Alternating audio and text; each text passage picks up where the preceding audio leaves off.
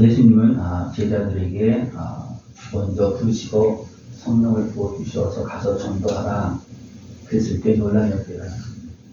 그러나 그들이 그 은혜를 금방 잃어버립니다. 그러나 주님 또 다시 성령을 받으라 말씀하셨습니다. 성령을 받으라. 그 모든 말씀 속에서 성령님이 임해야지만 너희들이 세상을 이기고 어둠의 문제를 이기고 육신의 강을 이기고 하나님의 일을 할 수 있다고 분명히 말하고 있습니다. 예수님은 성령으로 잉태된 하나님의 아들로서 나사렛 예수님을 하셨습니다. 나사렛 예수님을 살았다는 것은 완전한 사람으로 사셨다. 하나님이시지만 완전한 하나님이시지만 완전한 사람으로 사셨다는 겁니다. 그렇기 때문에 예수님에게 성령이 임하여서 사역하신 겁니다. 나사렛 예수로서는 감당할 수 없습니다. 그러나 성령이 임하여서 예수님도 사역을 감당했습니다. 제자들은 이런 모든 상황들을 가르쳐줘도 깨닫지 못하고 육신의 다툼을 행하는 모습이 있었고 또 칼을 빼들고 또 부인하기도 하고 또 떠나고 하는 그런 모습이 있었습니다. 그러나 부활의 주님은 다시 가서 불러서 됩니까? 성령을 받으라. 몇 날 못 되어 너희들이 성령을 세를 받을 것이다. 좀 기다려라. 성령이 임할 때까지 기다리라. 그렇게 말씀하십니다. 그랬을 때 제자들이 주의 말씀, 부활하신 주님의 말씀을 듣고서 이제 한 다락에 모여서 기다립니다. 기도하며 기다립니다. 이것이 오순절 성령이 임합니다. 제자들이 모였을 때 기도합니다. 또 회개합니다. 주님 말씀이 생각나서 이제 가룟유다가 듣고 낮자를 집을 뽑아서 또 제자를 채우고 그렇게 하고 기다릴 때 성령의 바람이 이제 불면서 불같이 임합니다. 각 사람에게 임합니다. 그랬을 때 놀라운 역사가 일어나는데 그들의 말이 달라집니다. 이제는 단순하게 사람의 말이 아니라 하나님과 교통하는 어떤 방언으로 말이 달라집니다. 이때는 어느 때냐면 6월절에 예루살렘에 많은 지역 사람들이 와서 이제 있는 때입니다. 절기입니다. 근데 아직도 많은 사람이 거기 머물러 있습니다. 네, 그 절기는 바로 하루도 지내고 딱 가는 것이 아니라 대부분 이렇게 오랜 시간 거기 머물면서 또 다른 지역에 있던 사람들이 어떻게 보면 고향에 온 것처럼 그렇게 했기 때문에 시간을 두고 머물면서 있을 겁니다.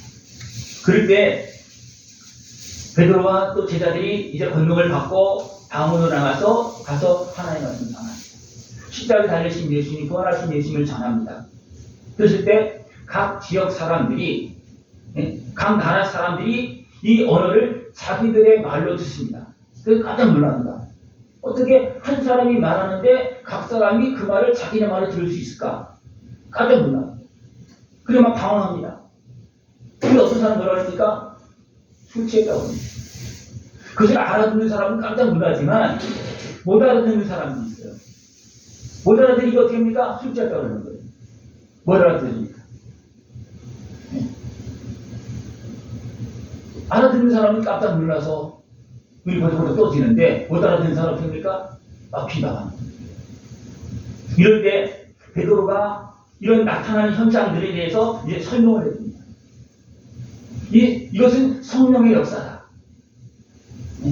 그것은 유엘 선지자를 통해서 이미 예수님 오시기 전에 800년 전에 유엘 선지자를 통해서 하나님께서 이미 증거하신 것이고 약속하신 것이고 그것이 지금 이루어진 것이다. 그래서 지금 우리 주의 종들에게 제자들에게 함께하고 있는 그런 여종들에게 남종들에게 지금 임하에서 나타난 것이다. 그걸 쭉 설명해 줍니다. 이것은 예수님께서 십자가를 지시고 우리 집가서 치러 주시고 그것을 믿고 우리가 거듭날 때 나타나는 하나의 증상입니다. 그래서 예수님께서 약속하신 것을 또 보내주신 것이에요. 미리 선지자를 통해서 약속하셨고 또 예수님은 어떻습니까? 내가 죽고 난 다음에 내가 너희들 집까지 치르고 난 다음에 너희들이 정결케 되어지면 성령님께서 임하실 것이다. 그래서 기다려라는 거예요. 그랬을 때 제자들이 믿고 기다렸더니 회개하고 준비하고 기다렸더니 성령님께서 임하신 것입니다. 성령님께서 임하시니까 놀란 역사를 일어납니다. 여기서 보면 이제 유el선지자를 통해서 말씀하신 것이 환상, 꿈, 예언, 기사, 징조, 피와 불과 연기로서 이런 놀라운 역사가 일어난다는 겁니다. 그래서 이 구원의 역사가 일어남으로 인해서 마지막 심판이 아버지 하나님 나에게 임하는 것이 아니고, 심판은 나는 그냥 걸어뛰고 지나가고 나는 또 심판을 당하지 않고 도리어 하나님과 영광에 들어가는 그런 모습이 되어진 것입니다. 예수님도 성령의 임재로 사역을 했습니다. 예수님. 어디 사람한테 예수님에게 이렇게 성령이 임했다 그러니까 예수님 하나님이신데, 하나님 맞아요. 완전한 하나님이십니다. 그러나 완전한 나사렛 예수로 사셨습니다. 나사렛 예수로 사역을 했습니다. 그때는 무엇이 필요합니까? 성령님께서 임재하심이 필요합니다. 예수님에게. 왜 이렇게 하나님께서 그랬을까? 하나님이신데 그냥 바로 사역하시면 되지.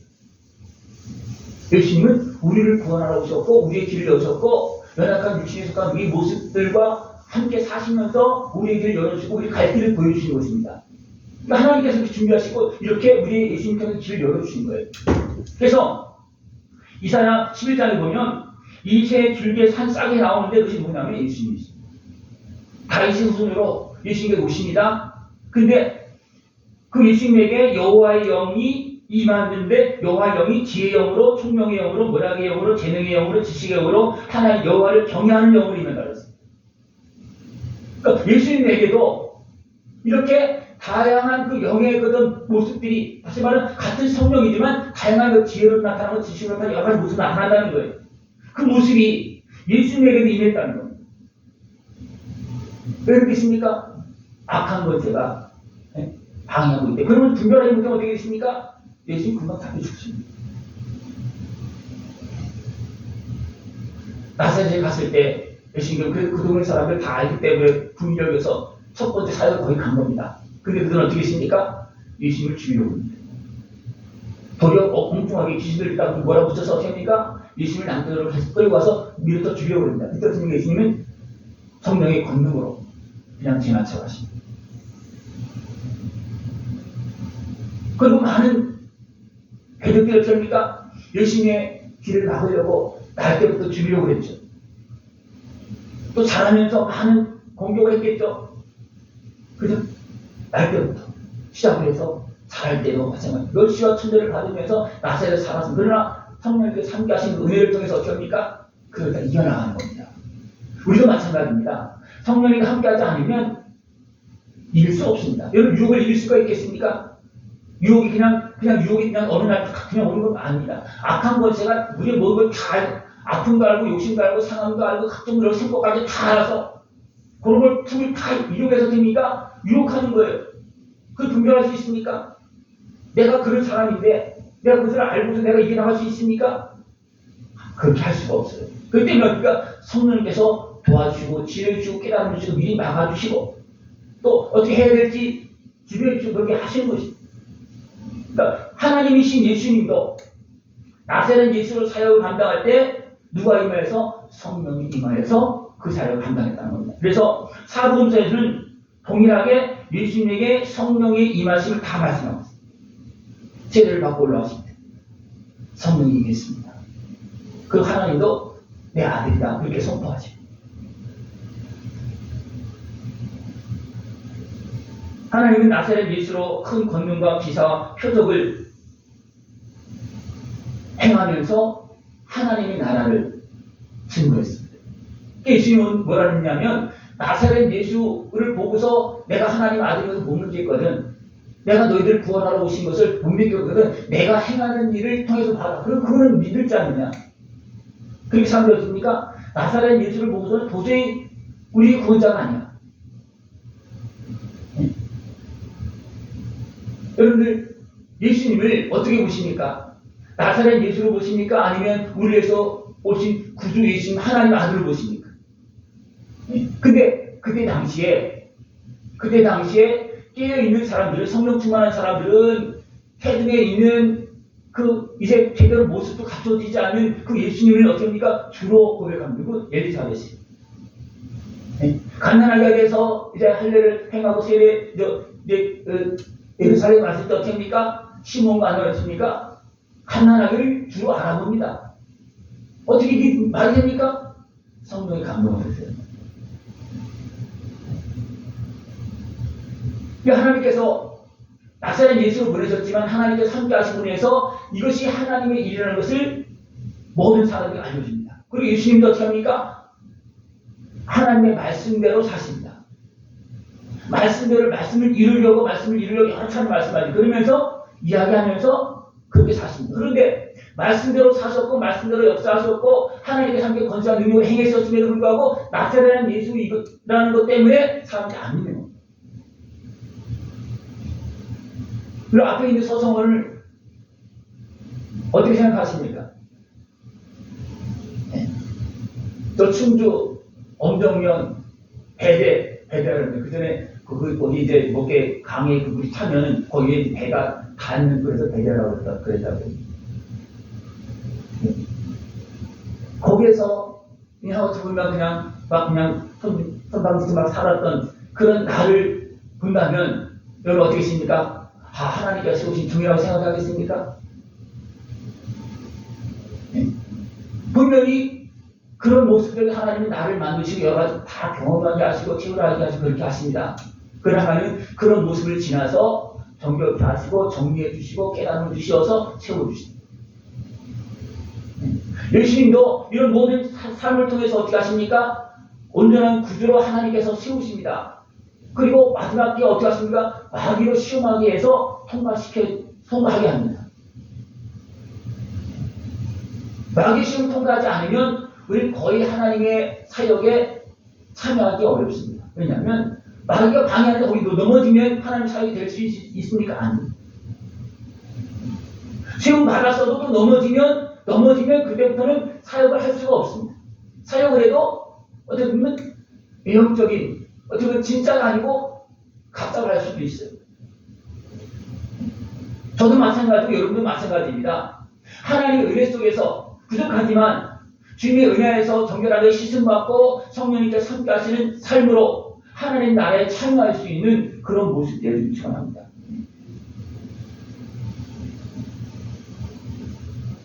하나님의 아들이신 예수님은 완전한 사람 나사렛 예수로서 두려움도 느꼈고 슬픔도 느꼈고 때로는 피곤하기도 했고 그래서 주무시기도 하고 그랬습니다. 또 기도도 드립니까? 제자들에게 부탁도 합니다. 기도를 부탁하잖아요. 너무 힘들으니까. 우리가 똑같은 그런 완전한 사람의 모습으로 기도하시면서 성령의 인자심 속에서 성령의 지원을 받아가면서 일을 했습니다. 기도할 때도 성령이 도왔다고 그랬어요. 기도할 때도. 그러면 기도할 때나 살아갈 때나 우리는 성령의 도움이 아니고서는 우리는 세상을 이길 수 없고 내 몸과 마음과 생각을 지킬 수도 없고 내 육신의 힘을 이길 수도 없습니다. 그래서 예수님이 뭐라 했습니까? 성령을 말하라. 예수님이 살아보시고 말씀하는 거예요. 우리가 똑같은 연약한 육신으로 사시면서 성령님께서 함께 하시면 당연합니다. 죄 없는 나도 하나님이 나도 연약한 육신으로 살아보니까 힘들다 하시는 거예요. 그래서 도리어 어떻습니까? 그 어리석게 행하고 있는 제자들. 그들 temp이라 이해하는 거예요. 그리고 불쌍히 여기고 도리어 불러와서 좀 기다려라. 성령이 임할 때까지 좀 기다려라. 내가 죄값은 치워줄 테니까 그걸 믿고 이제 성령이 임하기를 기다려라. 그래서 기다렸을 때 성령이 임했습니다. 근데 이런 상황들을 이제 베드로가 증거합니다. 베드로 자신만 증거하는 것이 아니고 다윗도 지금 이렇게 증거했다고 말하고 있습니다. 베드로는 주의 가르침이 이렇게 있었고 예수님이 십자가를 지었고 부활하셨고 약속하신 예수님께서 성령 받으는 성령이 지금 임해서 이런 역사가 지금 일어나고 있는 거다. 그래서 복음을 예수님에 대해서 증거했더니 베드로가 이제 방언을 말합니다. 그랬을 때 각 지역 사람들이 자기 언어로 자기 나라 말로 알아듣는 거예요. 깜짝 놀랍니다. 그러면서 이제 예수님에 대해서 이제 구체적으로 아는 거예요. 예수님에 대한 사건을 모든 다 알잖아요. 그죠? 예수님께서 이제 베드로가 성령 충만을 증거할 때 예수님께서 한 50일 전에 그죠? 50일 전에 십자가 달 들어갔잖아요. 그러니까 그때 율법이 많은 사람이 왔잖아요. 그래서 예수님의 그 십자가에 로마와 헬라와 히브리 말로 기록되어 있어요. 그러니까 예수님의 십자가 사건은 거기 온 사람들이 대부분 다 아는 거예요. 거의 다 아는 겁니다. 근데 예수님은 죽으셨어요. 그걸 부활하셨어요. 그 부활하신 예수님이 성령 받으라고 말씀하셨고 제자들은 믿고 기다렸으니까 성령 받았습니다. 그럼 이것을 누가 합니까? 이 놀라운 역사를 누가 합니까? 받은 제자들밖에 모르는 거예요. 그리고 이 상황을 또 설명을 해주니까 그렇구나. 그러면 십자가 못 박힌 예수가 죄인이 아니고 하나님의 아들로서 우리 죄를 위해서 십자가 지신 구주 예수님이시구나. 그렇게 깜짝 놀랍니다. 베드로가 설명을 해주고 또 다윗에 대해서는 모든 사람들이 알으니까 다윗의 이제 감동해서 예수님께서 육체의 그 죽음을 보자 썩지 아니하고 살아날 것을 다윗의 감동을 통해서 깨닫습니다. 그리고 증거합니다. 그랬을 때 인생의 희망이 여기 있다. 생명의 길이 여기 있다. 그것을 깨닫습니다. 그리고 다윗도 기뻐하고 예수님께서 십자가에 달리고 죽으시지만 썩지 않고 살아나실 것을 이미 하나님은 다윗을 통해서 말합니다. 그래서 베드로는 자기가 본 것 이 사건을 이야기하고 다윗도 이렇게 증거했다는 걸 쭉 설명해 줍니다. 그러면서 십자가를 지신 예수님이 성령을 받아서 우리가 믿고 회개하고 정직하게 씻어지니까 하나님 예수님을 확인하시고 그 다음에 성령을 받아서 우리에게 부어주셨다. 제자들을 부어주셨다. 이 역사는 지금도 동일하게 일어나고 있습니다. 우리가 회개한 만큼 깨끗해진 만큼 성령이 임합니다. 성령이 임하시길 원하십니까? 그러면 내가 깨끗해질게요. 예수님이 십자가 의 앞에 나가서 무릎 꿇고 회개해야 된다. 그러면 내가 씻어진 만큼 성령이 임하는 겁니다. 성령이 임하고 내가 그렇게 됐는데 그것을 빼앗기겠습니까? 빼앗기지 않고 하나님의 자녀로 삼고 복되게 살게 하시고 성령이 임하여서 나에게 오셔서 나를 지켜주고 있는 겁니다. 그 영역이 성령님께 함께 하신 영역이 더 충만하길 바랍니다. 이것이 성령 충만이에요. 성령 충만입니다. 성령님께서 한 분 오시고 또 두 분 그게 아니고 한 분 성령님이 오셔서 우리가 깨끗한 만큼 그 영역이 확장되어지는 거예요. 그게 성령 충만입니다. 주님의 십자가 의 앞에 나가서 기도하고 정결하게 되어서 하나님의 자녀가 되어지고 단순하게 그냥 자녀가 되어 태어난 정도가 아니고 자녀가 되어서 자라날 수 있는 모습이 필요합니다. 어떻게 자라는 겁니까? 내 심령 속에서 내 영이 내가 회개함으로써 내 육체 가운데 내 몸 가운데서 내 영이 자라는 겁니다. 그렇게 생각해 보시죠. 여러분의 영이 여러분의 마음과 육신을 다 다스리고 있습니까? 아니면 안 되는 영역도 있습니까?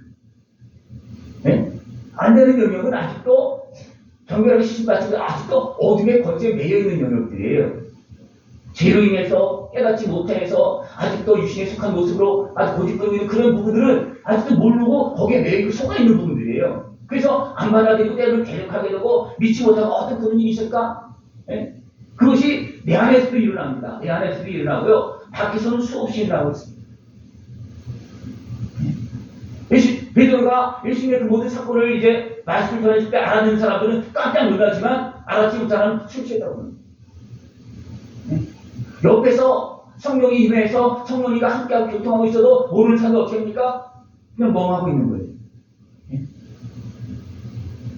다메섹 도상에서 사울이 예수님을 만납니다. 그럼 함께 갔던 사람들 어떻게 합니까? 그냥 무슨 소리가 나는 것 같아. 그냥 아무도 몰라. 이것이 성령이 임하시고 말씀하신 것입니다. 우리가 하나님의 자녀가 되어서 영적으로 깨어서 성령이 임하시고 하나님께서 말씀하신 것들을 깨달아가 들을 수 있는 그런 모습 되기를 축원합니다. 그래서 이런 쭉 설명해 줬어요. 나사렛 예수가 우리의 주와 그리스도가 되셨다. 우리의 주시고 우리의 구주시고 하나님께서 기름 부어 보내신 우리의 구주시다. 하나님 약속하신 보내시다. 분이시다. 쭉 설명해 주니까 전니까 그들이 어찌하나? 우리가 어찌하고? 오늘 말씀 읽은 거예요. 우리가 어찌하나? 그랬을 때 어떻게 됩니까? 나도 그랬다. 베드로 그랬잖아요. 그죠? 회개하고 그리스도의 이름으로 세례를 받고 씻음 받고 제사함을 받아라. 우리 다 이 과정이 필요한 겁니다. 예수님이 나를 십자가에 지셨는데 그럼 우리 어떻게 해야 되냐? 그 십자가 은 앞에 나가서 내 생각도 주님의 은 앞에 나가서 죄를 내어놓고 주님께 다 넘겨주는 거예요. 주님 다 씻어주는 겁니다. 제자를 받는 겁니다. 그리하면 성령의 선물을 받으리라. 그리하면 성령의 선물을 받으리라. 죄를 해결하지 않고 성령의 선물을 받으려고 또 성령을 통해 주신 각종 은혜와 각종 하나님의 축복을 받으려고 그건 말이 안 되는 겁니다. 이거 건너뛰려고 하지 마십시오. 너무나 많은 사람들이 회개하라는 것을 좋아하지 않습니다. 왜? 이건 인간의 어떤 모든 본성 같은 거죠. 회개는 안 좋아하고, 예? 하나님께서 함께 하시고, 무조건 복을 주시고, 곧 하나님께서 함께 하시는데, 하나님께 함께 하셔서 나를 인도하는 것보다, 하나님 나를 도와달라는 건, 그 잘하는데, 하나님 나를 인도해달라고. 근데, 결국 어떻게 합니까? 하나님 뜻대로 나를 다스려서 인도해달라고, 그러고 내 주인 되어달라고 하게 아니라, 내가 주인처럼 하고서 하나님 나를 도와달라고 그런 쪽으로 너무나 많은 사람들이 기도합니다. 왜 그렇습니까? 어떤 하나님의 은혜를 이용하고 있는 그런 부분이라고 볼 수 있습니다. 우리는 하나님을 나를 위해서 대신 죽으시면서 나를 위해서 십자가 지신 나를 구원하시는 예수님을 나의 주로 믿고 주로 믿고 그 은혜 앞에 나가서 이제는 하나님의 자녀로서 일어나서 성령님과 함께 성령의 다스림 속에서 성령의 지켜주시고 인도하신 속에서 살아갈 수 있는 그런 모습 되기를 축원합니다. 그러면 성령님과 함께하면 자녀의 모습으로 또 각종 은혜와 능력으로 각종 은사로 이게 성령의 선물로 나타나는 거예요. 성령의 선물로 나타나는 거예요. 나무가 있어도 이 나무는 사과나무야. 근데 사과나무 씨를 심었다면 처음에는 아는 사람들은 이제 모종을 봐도 아는 사람은 알겠죠, 그죠? 그러니까 모르는 사람들은 이것이 사과나무인지 아니면 그냥 그냥 들을지 몰라요. 그러나 자라나면 어떻게 됩니까? 자라나면 꽃이 피고 꽃이 필 때 잘 몰라. 근데 사과가 달려도 잘 몰라. 근데 좀 크면 이게 사과네. 네? 그때서 납니다. 그때까지 우리는 어떻게 합니까? 다스림 속에서 길러져야 되고 또 자라나야 되고 또 잘못된 것이 있으면 우리는 바로 고쳐야 되고 또 고침 받아야 되고 우리는 그렇게 하면서 자라나야 돼요. 그러면 각종 은혜가 열매를 맺습니다. 그래서 성령의 열매라고 합니다. 성령의 열매가 바로 맺어지는 것이 아니고 우리가 성령님과 함께 삶을 이루어갈 때 성령님과 함께 하신 모습으로 열매가 맺어집니다. 그래서 성령의 열매라고 합니다. 여러분 성령의 열매를 맺을 수 있는 것이 중요합니다. 그리고 각종 은사가 더 풍성히 나타날 수 있는 모습들을 추천합니다. 이것은 모든 사람에게 약속하신 거예요. 예수님도 우리를 위해서 이 길을 걸어가면서 인생길을 보여주었습니다. 살아나기까지, 부활하기까지 보여준 거예요. 삶도 보여줬고, 부활하신 모습도 보여줬고, 성공하는 모습도 다 보여준 거예요. 이 약속은 누구에게만 있는 거예요? 네? 하나님께서 부르시는 어떤 자들, 얼마든지 부르시는 자들에게 약속을 임한 것이죠. 다시 말하면 모든 인생들에게 임한 겁니다. 완전히 악한 마귀에 속한 사람들은 빼놓고 그런 사람은 안 됩니다. 네? 그 악한 마귀에 속한 사람들은 모르고 대적하는 것이 아니라 알고 대적합니다. 악한 마귀는 알잖아요. 귀신은 예수님을 알잖아요. 그죠? 그 악한 마귀에 속해서 알면서 대적한 사람들은 구원의 대상이 아니에요. 알면서 대적한 사람. 그러나 몰라서 속고 죄짓고 끌려가고 매이고 눌리고 사람들은 다 구원의 대상이에요. 얼마든지 그런 사람들 다 아시고 불쌍히 여기시고 도와주시고 부르시고 죄값을 치러주시고 성령을 보내주셔서 성령과 함께 영원한 경력을 승리에 걸어가도록 지금도 도와주고 있습니다. 그래서 주님 말씀하고 있습니다. 해역한 세대에서 구원을 받으라. 주님의 은혜 안에서 성령이 임재하신 쪽에서 이제 그 구원을 받고 그것을 이기면서 열매를 맺으면서 살아가요. 이것은 예수님께서 가르친 것이고 예수님의 모습을 본 이제 사도들이 이것을 가르쳐 줍니다. 우리는 이렇게 어리석게 행했고 막 싸우기도 했고 예수님의 말씀을 뭔지도 알아듣지 못하고 막 칼을 빼고 내가 예수님의 식으로 도리 예수님을 지키려고 했고 또 그럼 어떻습니까? 그냥 자기 살겠다고 부인도 하고 또 고기자고 또 하고 이런 우리들을 불러서 이렇게 다시 용서해주고 씻어주셔서 성령이 임하도록 주님께서 나를 도와줍니다. 그래서 베드로는 어떻게 합니까? 그들에게 너희들도 이 주님의 은혜 앞에 나와서 회개하고 제사를 받아라. 그러면 성령이 임하시다. 성령이 임하시다는 것은 이제 하나님의 의의 자녀가 된다는 겁니다. 이제 하나님의 자녀로서 성령님과 함께 영원한 영광의 승리의 길로 걸어나갈 수 있는 모습 되기를 축원합니다. 믿는 성도들에게 오늘은 사도들이 나타났잖아요. 그죠? 그전에는 누구에게? 이것이 예수님. 성령이 임하여서 예수님이 사역했고 또 제자들도 어떻습니까? 성령이 임하여서 사역했습니다. 그전에는 예수님을 따라가면서 어떻게 보면 그냥 보고 배운 거예요. 그래도 잘 몰랐어요. 그러나 성령이 임하고 나서 어떻습니까? 배운 그것이 이제 내 것이 되어지고 확신이 되어지고 돈이 나가서 능력이 되어지고 예수님 따르는 그런 모습이 되어져서 하나님께 영광 돌리는 그런 모습이 되어졌다는 겁니다. 이 모습을 믿고 따르는 사람들은 하나님을 찬송합니다. 제자들만 이런 능력이 나타났습니까? 아니. 다른 제자들도. 지금 우리들도 이 은혜를 믿고 성령님께 섬기는 것이야 능력으로 성령이 임하셨다 나가면 이런 역사가 일어납니다. 왜? 누가 하기 때문에? 성령님께서 하시기 때문에.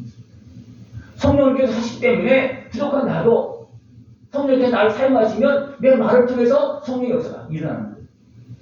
여러분, 하나님께 쓰임받을 수 있는 모습이 필요합니다. 성령의 다스림을 받는 것은 하나님께 쓰임받는 거예요. 그러면 하나님께 쓰임받으면 어떻게 되십니까? 더 신령한 은혜를 부어주시면서 그 사람은 하나님의 사람으로 성령 충만한 사람은 성장되어지고 각종 은혜가 어쩌면 커가면서 나타나는 거예요. 각종 은혜와 각종 은사와 능력들이 자라나면서 나타나는 겁니다. 어린 아이에게도 어쩌면 씨앗에도 그런 모든 것들 다 포함되어 있어요. 그죠? 작은 싹 까면 씨앗에도 그 안에 다 생명 속이 다 있어요. 그죠? 그러나 자라나야지만 그런 기능들이 나옵니다. 사람의 몸이 처음부터 잉태되면서부터 손발이 다 있습니까? 보여집니까? 안 보이시잖아요. 그렇습니까? 자라나면서 눈도 생기고, 코도 생기고, 귀도 생기고, 손도 생기고, 발도 생기고, 그렇습니까? 그것이 성장되어지면 이제 활동되어지고, 그렇게 쓰임받는 겁니다. 그래서 우리를 지적으로 말합니다. 성령의 충만한 인자하심 속에서 성령의 선물을 받고, 하나님께 영광 돌리는 영원한 영광길로 승리의 길로 걸어나갈 수 있는 모습들을 축원합니다. 예수님이 이 길을 먼저 가셨고 보여주었습니다. 제자들이 갔습니다. 너희들도 이 길을 가는다. 우리도 이 길을 가는 겁니다. 믿음으로 정결하게 되어지고 성령 충만한 승리를 걸어나갈 수 있는 모습 되기를 축원합니다. 기도드리겠습니다. 하나님 아버지 감사합니다. 예수님의 십자가를 통해서 우리를 죄악에서 대주시고 건져주시고 또 성령을 보내주시어서 자녀 삼으시고 또 기름 부어주시어서 성령 충만함으로 하나님께 영광 돌릴 수 있도록 인도하심을 감사를 드립니다. 성령의 선물을 받고 하나님께 감사 영광 돌리는 참된 복을 다 누릴 수 있도록 주님 함께하여 주시옵소서. 예수님의 이름으로 감사하며 기도드리옵나이다.